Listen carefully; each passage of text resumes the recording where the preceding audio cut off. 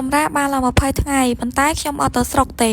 ណាមួយដោយសារតែនៅទីនេះគឺខ្ញុំមិនទាន់រកបានការងារធ្វើ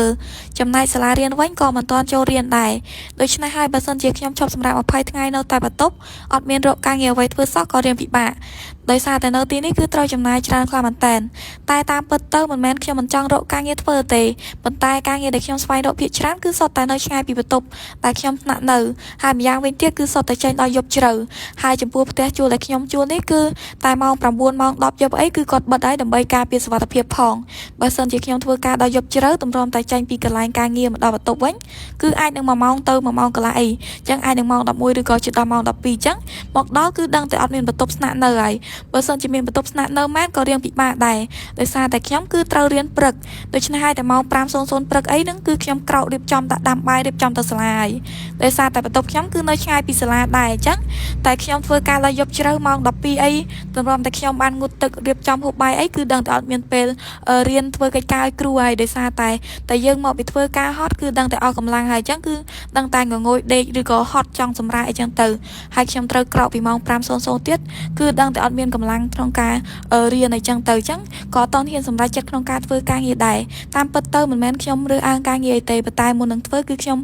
សម្រេចចិត្តដែរដោយសារតែយើងមកទីនេះគឺឆ្ងាយពីផ្ទះឆ្ងាយពីគ្រួសារគឺដើម្បីមករៀនបើសិនតែយើងផ្ដោតទៅលើការងារដែលការងារក្រៅម៉ោងដើម្បីរកថវិកាដើម្បីសម្រាប់បន្ទុកគ្រួសារពិតមែនប៉ុន្តែបើសិនយើងធ្វើការហត់ពេកក៏អាចបាត់បង់អារម្មណ៍ក្នុងការរៀនសូត្រដែរហើយថ្ងៃនេះផងដែរគឺខ្ញុំអត់រៀនទេដូច្នេះហើយរៀបចំដាំបាយរៀបចំលាងចានហើយអស់គឺអត់មានធ្វើអីច្រើនទេគឺឆ្លៀតរៀនបានបន្តិចកុំអោយថាសម្រាប់20ថ្ងៃអត់មានរៀនអីសោះអញ្ចឹងណាពេលចូលរៀនវិញអាចនឹងភ្លេចមេរៀនអញ្ចឹងទៅហើយថ្ងៃនេះផងដែរគឺអត់មានធ្វើម្ហូបអីច្រើនទេគឺខ្ញុំឆាស្ពៃបូកគោជាមួយនឹងសាច់ជ្រូកនឹងឯងពីដំបូងឡើយគឺខ្ញុំថារកទិញសាច់មាន់យកមកឆាជាមួយនឹងសណ្តែកគួរឆាគ្រឿងអញ្ចឹងណាទិញម្រះព្រៅអីដាក់ឆាប៉ុន្តែអ្នកលក់គាត់ថា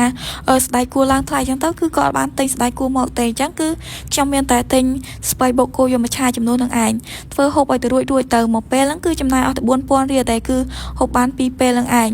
ហើយបន្ទាប់មកគឺខ្ញុំចាប់ផ្ដើមដាក់ឆាហើយគឺពុកម៉ែបងប្អូនឃើញក្នុងវីដេអូហ្នឹងអញ្ចឹងគឺខ្ញុំអត់បានរៀបរាប់ច្រើនទេដោយសារតែឆាស្ពៃបូកគោគឺខ្ញុំធ្លាប់ឆាបានម្ដងហើយអញ្ចឹងខ្ញុំអត់ចាំបាច់រៀបរាប់អីច្រើនទេពុកម៉ែបងប្អូនមើលតាមវីដេអូហ្នឹងទៅ